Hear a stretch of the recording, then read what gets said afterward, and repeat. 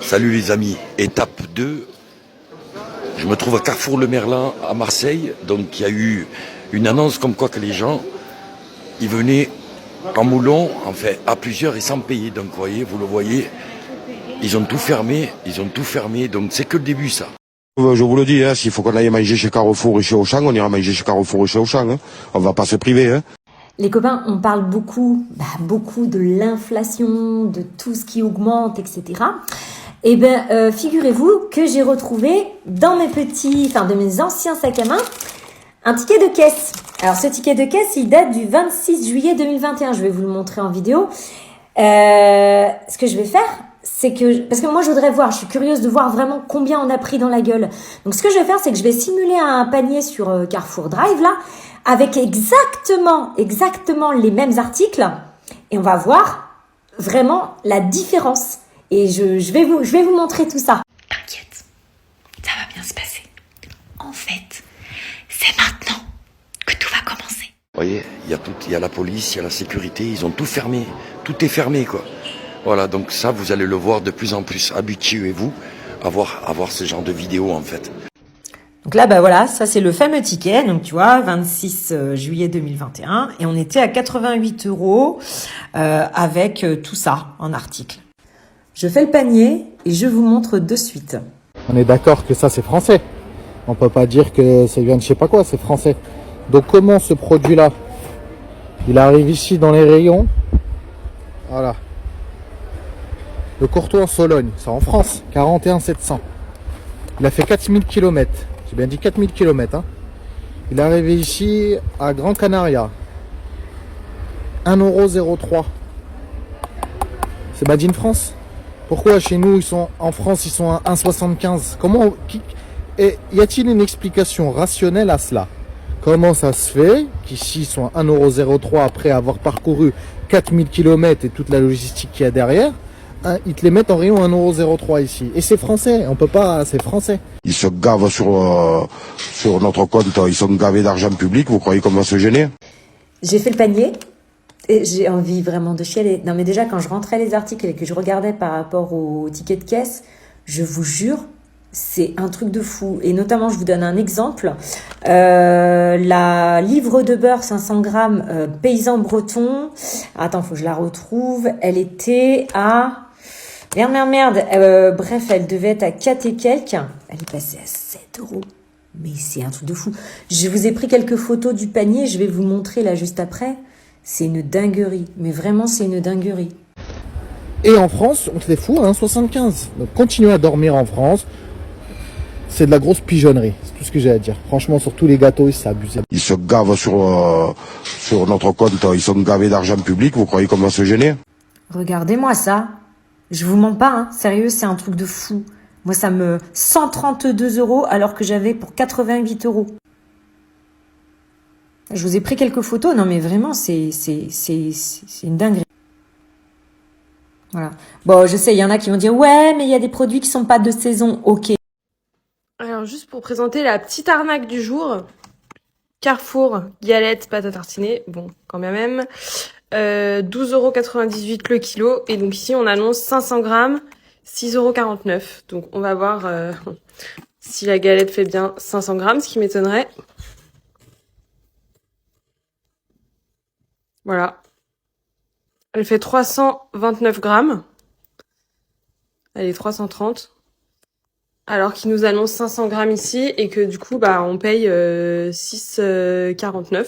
Ils se gavent sur notre compte, ils sont gavés d'argent public, vous croyez qu'on va se gêner? Dites-vous un truc, c'est qu'il y a des choses... Alors, il faut savoir que ce ticket, il date de juillet 2021. Donc, il y a des choses que j'ai pas pu rentrer. J'avais acheté en plus un melon, j'avais acheté du raisin, j'avais acheté plein de produits, tu sais, de légumes, fruits et légumes frais de saison, là, de l'époque. Et je les ai même pas mis parce que de toute façon, je les trouvais pas sur... Enfin bref, c'est normal, c'est pas la saison. Donc, dis-toi qu'il y a des articles... Il y a même pas il y a des articles qui sont pas là dans le nouveau panier que j'ai fait. Et que là, à l'époque, il y en avait pour, je vous rappelle, 88 € et qu'actuellement, il y en a pour 132 € et il y a même pas autant d'articles que le ticket. J'en bégaye tellement, je suis choquée. Et après, on vient nous dire que ça va bien se passer. Non mais sérieux, arrêtez de vous faire arnaquer en grande surface. Vérifiez les prix entre le prix affiché et le prix scanné. C'est-à-dire le prix scanné, le prix que vous allez payer en passant en caisse. Là, on est sur 4,05 € le prix affiché. Le code barre, on est bien sur le code barre 333. Le 333 à 4,05 €. On est d'accord. Maintenant, on va aller vérifier le prix scanné. Alors faites bien attention, parce que si vous ne remarquez pas, en passant en caisse, vous allez payer le prix scanné. Et là, on est à 5,55 €, c'est-à-dire 1,50 € de différence. Mais c'est énorme. Pourtant, j'ai déjà fait la remarque, j'ai vu le responsable de caisse, j'ai vu le chef de rayon, on m'a dit que c'était une erreur d'affichage. Et une semaine après, c'est toujours le même problème. Ils se gavent sur notre compte, ils sont gavés d'argent public, vous croyez qu'on va se gêner? Moi, je comprends que les gens soient dans la merde aujourd'hui. Hein. C'est hyper...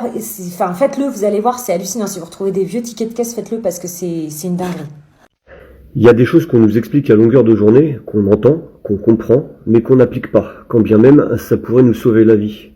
Vous savez tous lire les étiquettes, mais ça vous empêche pas de consommer de votre plein gré des aliments qui vous tueront dans d'atroces conditions. Alors peut-être que cette séquence vous convaincra plus que moi d'être plus attentif à ce que vous faites subir à votre santé. Fake foods in the store you ain't know. If it's in a pack, take it back. The fake cheese don't melt, the real does. But stay away from the dairy anyway, because the dairy is terrible for you, full of pus. Put your rice in the pan, heat it up. If it's clear, it's plastic. I've seen people roll the rice up into a ball and bounce it off the floor. This is baby food. They about to run a magnet over the baby food. Pull out all the metals. You got metals in your baby's food. So yeah, these are the real and the fake supplements. The fake ain't gonna bake. You wanna put that in your body, it don't even dissolve. And a lot of these supplements aren't what they claim to be. Some of them are just sand. That's not fat in your meat, people. That's meat glue. So you eat meat with glue. That's terrible. This is bubbling up because there's washing powder in the ice cream. Yeah. Vous devez être au courant. Ce que je viens de découvrir, ça s'appelle la transglutaminase. C'est une enzyme sous forme de poudre qui permet de reconstituer les chairs. Alors, en industrie alimentaire, on l'utilise pour transformer de la viande hachée en filet de bœuf, par exemple. On peut également l'utiliser sur du poisson ou sur des aliments à base de farine de blé, comme les biscuits, le pain. Écoutez bien cette histoire de dingue qui montre la puissance des lobbyistes au plus haut niveau de l'État. Les ministres de ce gouvernement, et pourtant je suis dans la majorité présidentielle. Vous êtes modem. Je suis modem. Sont à la solde des lobbyistes. Lui, c'est le député Richard Ramos. Il est très en colère contre le gouvernement et je vais vous expliquer pourquoi. Vous avez peut-être déjà entendu parler des nitrites que les industriels ajoutent dans la charcuterie pour donner une couleur plus rose et pour favoriser la conservation selon eux. Bon, et ben maintenant c'est prouvé scientifiquement qu'il y a un lien entre ces nitrites et l'augmentation du risque de développer certains types de cancers. Selon la Ligue contre le cancer, il y aurait environ 4000 cancers par an en France qui seraient imputables à la consommation de nitrites, notamment les cancers colorectaux. Il se trouve que le député Richard Ramos, il se bat pour faire interdire les nitrites dans la charcuterie pour protéger la santé des Français. Sauf qu'en face, on a des industriels qui sont pas du tout d'accord parce que interdire les nitrites, ça augmenterait leur coût de production. Et on a un gouvernement qui soutient ces industriels, qui soutient les lobbyistes. Le texte est rejeté. Ce texte a été donc rejeté par le groupe Renaissance en sa majorité. Je pense que en faisant cela, on ne protège pas les pauvres en France. Vous continuerez à ce que des pauvres puissent mourir. Le problème, c'est quand on met des sels de nitrite dans le jambon ou dans la charcuterie en général, parce que vous aurez remarqué que ça ne concerne pas que le jambon, eh ben, ça provoque des cancers colorectaux. Et donc, si on arrêtait aujourd'hui de mettre du sel de nitrite dans le jambon, dans la charcuterie en général, ça ferait des milliers de cancers colorectaux en moins chaque année. Donc, on se dit que ça vaut le coup tout à coup. On se dit, tiens, il faut enlever tout de suite le sel de nitrite de la charcuterie. Comme ça, il y aura beaucoup moins de cancers et beaucoup moins de morts à cause de ça. Le problème, c'est qu'effectivement, les industriels de la charcuterie savent ça. Mais alors, parfaitement, vraiment, parfaitement. Depuis au moins 40 ans, Isabelle a raison, c'est même plutôt 50. Mais on va dire 40 pour être sympa. Parce qu'aux États-Unis, il y a une étude faite par une scientifique qui montrait que, effectivement, les enfants qui mangeaient des hot dogs avaient plus d'atteintes, y compris de l'ADN. Parce que ça s'attaque à l'ADN. Et donc, à ce moment-là, il y a une énorme mobilisation mondiale, parce qu'aux États-Unis, vraiment, les nitrites ont failli être interdites dans les années 70. Énorme mobilisation aux États-Unis, puis énorme mobilisation mondiale, pour que surtout on continue à mettre du sel de nitrite, parce qu'on vend beaucoup plus de jambon rose que de jambon gris. Donc c'est pour des raisons commerciales qu'on met un additif dans la charcuterie qui provoque des cancers colorectaux. Vous continuerez à ce que des pauvres puissent mourir. Monsieur le ministre, comment en sommes-nous arrivés là? À devoir consommer des grillons de la même famille que les sauterelles ou les criquets, saines et durables. Cette farine ne l'est pas. Même la commission ne garantit pas l'absence de problèmes sanitaires, contrairement à ce que vous venez de dire. Où est l'agroécologie avec l'élevage hors sol de millions de grillons dans des bâtiments industriels?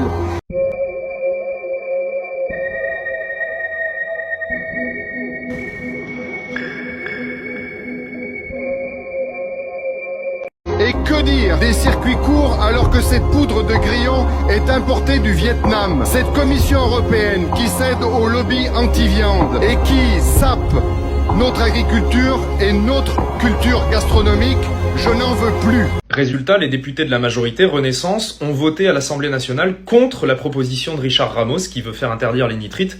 Regardez sa réaction. Ce texte a été donc rejeté par le groupe Renaissance en sa majorité et que je pense que en faisant cela, on ne protège pas les pauvres en France. Vous continuerez à ce que des pauvres puissent mourir. Pourquoi il dit que ce sont les pauvres qui vont continuer à mourir? Tout simplement parce qu'on sait que les produits de charcuterie industrielle sont majoritairement consommés par des personnes aux revenus modestes qui n'ont pas les moyens d'acheter de la charcuterie sans nitrite qui est plus chère. Et donc ce sont les personnes pauvres qui vont continuer à subir les effets délétères sur leur santé. L'ANSES, qui est l'agence indépendante de santé publique en France, dit ça tue. L'agence européenne dit ça tue. Et qu'est-ce que font les ministres? Ils disent on continue. Des insectes dans la semoule chez Carrefour.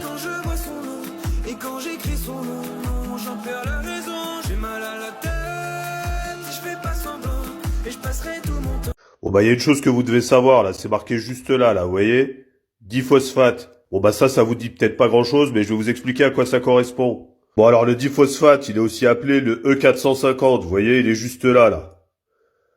Alors qu'est-ce qu'ils nous disent? Une hyperphosphatémie est prédictive de pathologies rénales, mais aussi de problèmes cardiovasculaires et de réduction de la durée de vie chez la population en général. Eh ben dis donc, des risques d'allergie, d'hyperactivité chez les enfants sont également possibles. Vous voyez, c'est marqué en rouge, et quand c'est en rouge en général, bah c'est pas très bon signe. What even is this?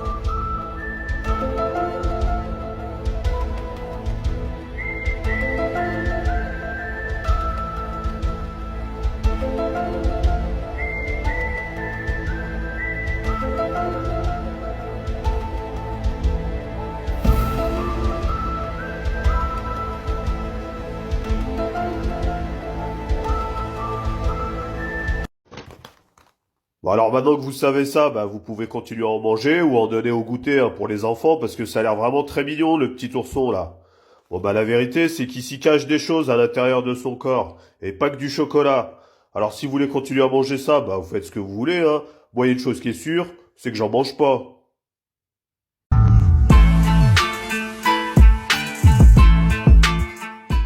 Vous voulez une liste des préparations alimentaires dans lesquelles la poudre de grillon va débarquer? À l'étude par la Commission européenne depuis 2019, c'est passé en application le 3 janvier 2023. Depuis ce jour, les industriels, mais pas uniquement, ont l'autorisation d'introduire de la farine de grillon dans beaucoup de denrées alimentaires. Voici une liste des préparations alimentaires dans lesquelles la poudre de grillon va débarquer. Pain et petits pains multicéréales, biscuits secs et graissins. Barres de céréales. Pré-mélange sec pour produits cuits au four, biscuits. Produits secs à base de pâtes. Produits secs à base de pâtes farcies. Sauce. Produits transformés à base de pommes de terre, plats à base de légumineuses et de légumes, pizza, produits à base de pâtes. Lactosérum en poudre. Substitut de viande. Soupe et concentré, ou poudre de soupe. Préparation à base de farine de maïs. Bière. Confiserie et chocolat.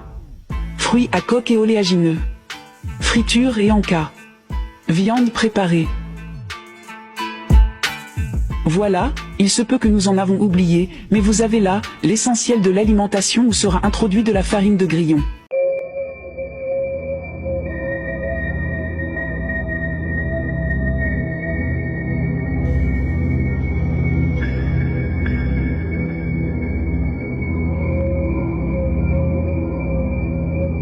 Alors, je ne peux pas vous dire sur ce réseau d'où provient cette enzyme, parce que c'est gore et écœurant, Mais vous devez savoir que ça n'est pas indiqué sur l'étiquette d'emballage, sur la liste des ingrédients, puisque de toute façon, c'est complètement indétectable. Je me pose la question, par contre, si on peut l'utiliser sur les chairs humaines en médecine. Inquiétant, non? La directive Goldman Sachs, il se plaignait du fait qu'en Italie, tous les restaurants, les trattoria, vous savez, les glaces, etc., tout était intrafamilial. C'est-à-dire que ça appartenait à un papa et maman, mais il y avait également les enfants qui travaillaient, les cousins, les cousines. Et donc, en conséquence de quoi, les multinationales américaines comme Starbucks, McDonald's, etc., ne pouvaient pas s'installer totalement, entièrement en Italie. Et donc, sur cette directive Goldman Sachs, vous la voyez appliquée aujourd'hui, parce que voyez-vous avec cette horrible manipulation que Macron a faite avec le prix de l'énergie, c'est-à-dire que vous avez tous les boulangers, les pressings, enfin bref, tous les commerces, les restaurants sont en train de tomber. Et c'est exactement ce qui était prévu dans cette directive Goldman Sachs. Moi, j'ai le sentiment qu'on a déjà beaucoup de contrôle. Hein. Enfin, moi, je m'en occupe pas, c'est mon épouse qui fait tout. Mais je sais que quand elle doit faire sa déclaration de patrimoine, elle passe un mauvais quart d'heure. Hein. Et donc, on a le sentiment, les citoyens ne s'en rendent pas compte, mais nous, on s'en rend compte, on a l'impression qu'on est contrôlé, qu'on doit tout justifier.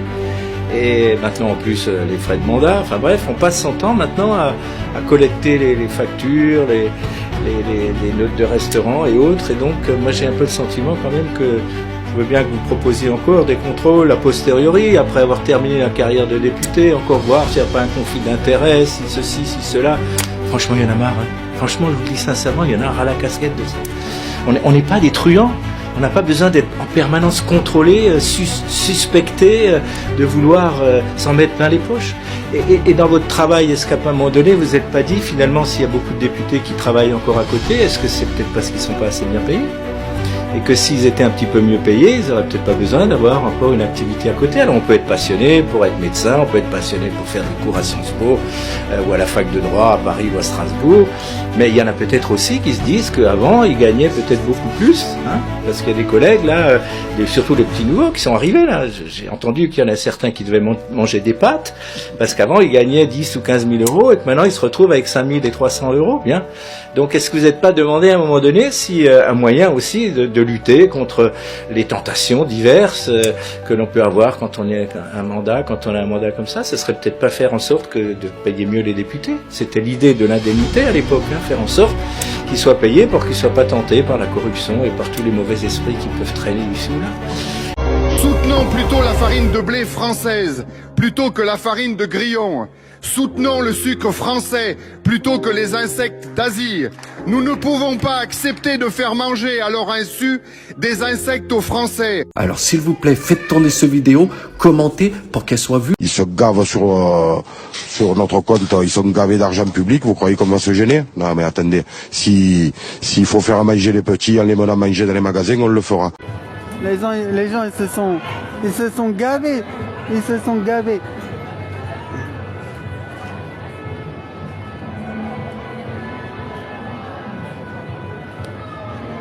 Tu m'étonnes. Ah ça c'est le pouvoir d'achat de Leclerc, hein, regardez. Boulevard Voltaire, hein, ah ouais. Voyez, regardez, je m'en parle, il est 5h30, 17h26. Et tout est fermé, quoi. Tout est fermé. Voilà, regardez, des surveillants là. Au fond, pareil. Là, pareil, voilà, tout est fermé. Donc voilà, ça fait plaisir, étape 2, il faut bouger, là, il faut pas se laisser faire, là, il y en a marre. Allez, je vous souhaite une excellente journée et je vous dis à plus tard. Rendez-vous pour remplir les chariots, hein, on va faire comme ça. Allez, à plus tard. Ciao, ciao, ciao les amis.